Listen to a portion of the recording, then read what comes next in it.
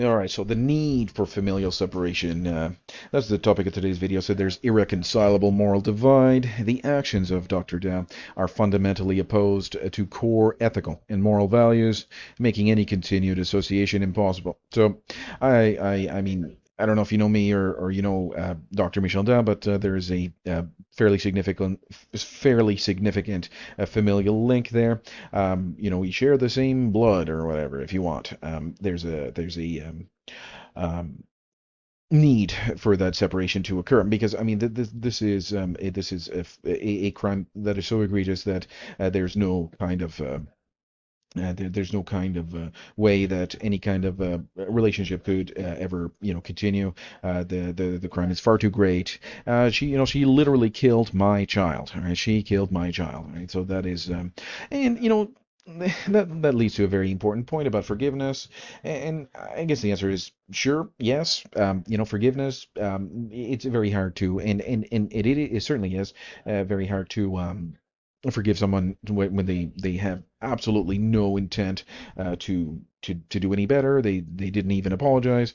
But forgiveness is certainly there, but it doesn't mean that I want to continue have any kind of association with her at all. So I really want to see this person, separated from society. Really, that's the ultimate goal here. But as for now, the need is urgent for familial separation.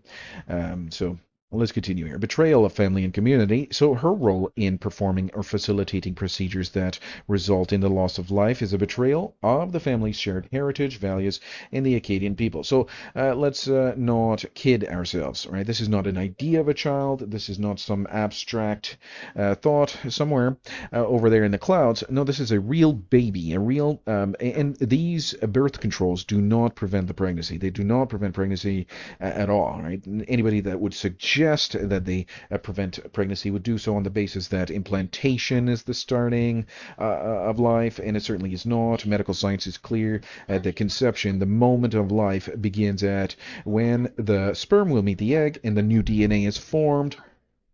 And we will not say it is a blastocyst. We will not say that. He is a boy or she is a girl. This is a child that has been killed, and in the womb of the mother at the implantation stage, a perfectly a natural progression of development. And if Dr. Dow had not prescribed these abortifacients, the child would have developed into a fully grown man or a fully grown a woman. Into a grandfather, into a grandmother, into the bloodline would have continued there. But because of these abortifacients, she not only killed the child, but she killed any chance of that child having any children and any bloodline from continuing. So it's this is not just the baby, the individual baby, but the future of that baby's generation from continuing. So this is a crime beyond. This is the greatest, most egregious crime in history's humanity. All right, let's continue. So separation as a moral necessity. Remaining connected to someone engaged in such acts would imply tolerance or acceptance, which is unacceptable. There's no chance for the this. I do not accept this. Again, forgiveness maybe, but acceptance no. There's no acceptance here. No redemption without justice. Until full accountability and justice are served, no reconciliation can take place. Would let's say, for example, there was an international tribunal for the crimes against the unborn. Would I go visit her in the prison? Most certainly not. Most certainly not.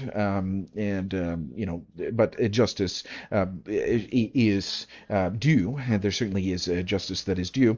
Whether it will happen or not, I mean, will there be a new international tribunal against the crimes committed against the unborn, against these children?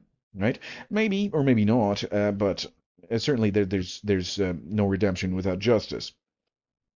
Um, and a clean break for integrity's sake. Continuing to acknowledge kinship would be a stain on personal integrity, requiring complete severance. right?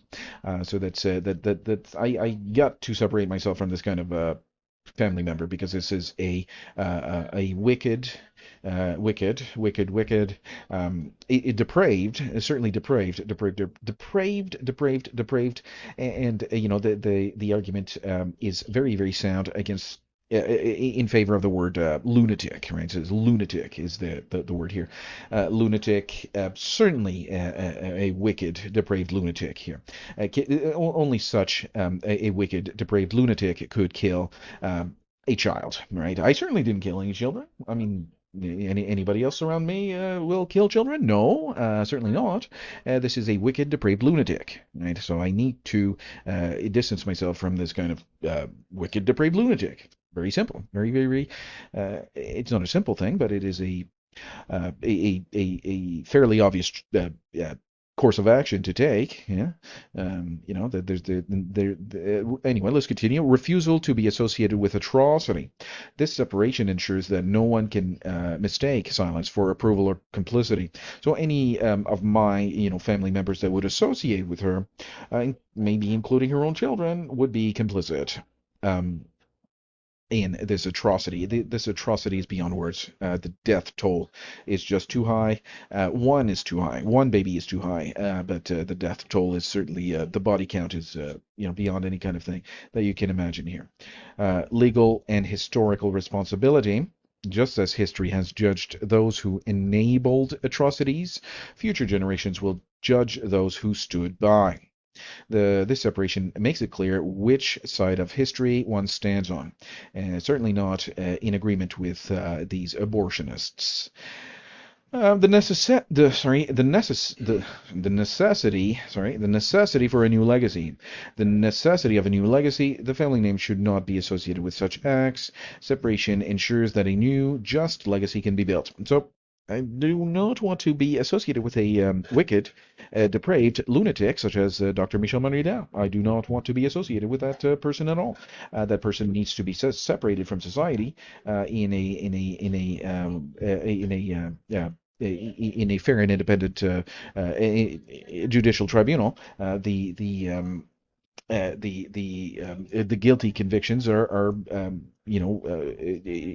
there's not any kind of slam dunk case, but the conviction, the prospect of conviction is fairly significant. The prospect of a conviction there would be fairly significant, and I do not see any kind of grounds for an appeal that could shield her from accountability, and that would be to spend the rest of her natural life in the prison, especially for a period of 25 years without the eligibility for parole. That would be a solid uh, solid argument for this type of criminal. Right? This is a criminal. This is a person that has been morally dishonest and just an absolute criminal mind. Just an absolute criminal. A very dangerous person. Very dangerous person. You have to imagine how many people have lost their lives. These boys and these girls. Again, these are young boys. These are young girls with the potential for a long and fulfilling life.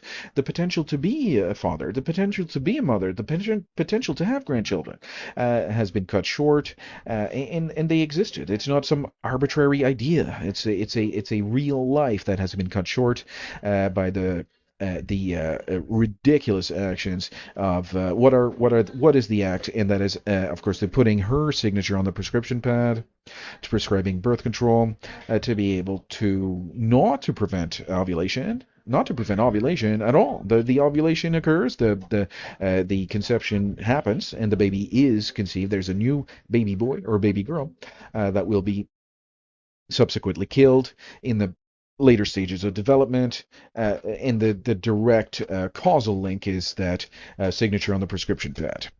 That is all for today. Thank you very much for tuning in. I'll see you guys next time.